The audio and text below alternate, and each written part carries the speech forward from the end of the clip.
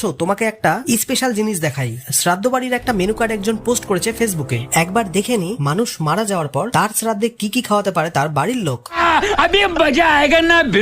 শ্রদ্ধা ও ভালোবাসায় স্মরণ করছি আপনাকে। যাই হোক, দাদুর একটা ছবি দিয়েছে খুব সুন্দর করে, শ্রদ্ধেয় অমল কুমার রায়। যাই হোক, আমার প্রণাম নেবেন দাদু আপনাকে আমার ভিডিওতে অ্যাড করার জন্য। তো এবার মেনুতে চলে আসি। মোচার চপ, টমেটো কেচাপ, লুচি, ছোলার ডাল, জিরা রাইস, মুগ ডাল, আলু চিপস, পটল চিংড়ি, ভেটকি পাতুরি, মটন বিরিয়ানি, মটন কষা। ये क्या हो गया? ये क्या सुन रहा हूँ मैं? মটন বিরিয়ানি, মটন কষা, আর ইউ সিরিয়াস? দেখে তো এই মজা লাগছে।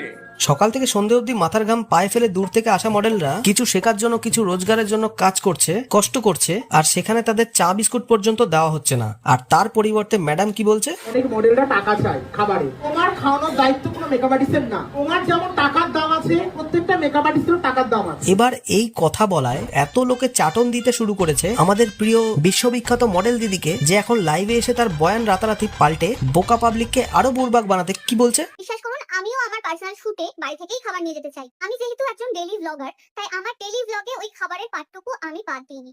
আমি সেটা ভিডিওর মাধ্যমে তুলে ধরেছি। সত্যিটা না জেনে অনেক ভিডিও, অনেক কন্টেন্ট নিজেদের প্রোফাইল থেকে বানানো শুরু করে দিয়েছো। এই তোমার এই ফালতু কথা শোনার টাইম আমার নাই। এদিকে জ্যান্ত মানুষের খিদের কষ্ট দেখেও তাকে খাবার দিতে পারছে না কিছু আবাল পাবলিক। তোমার খাওয়ানোর দায়িত্ব কোনো মেকআপ আর্টিস্টের না। আরেকদিকে মৃত মানুষের শ্রাদ্ধে মটন বিরিয়ানি, মটন কষা খাওয়ানো হচ্ছে। না মানে ব্যাপারটা কত সুন্দর না? মানুষের মনুষ্যত্ব বোধটা সত্যি আজ হাঁটুতে গিয়ে নেমেছে।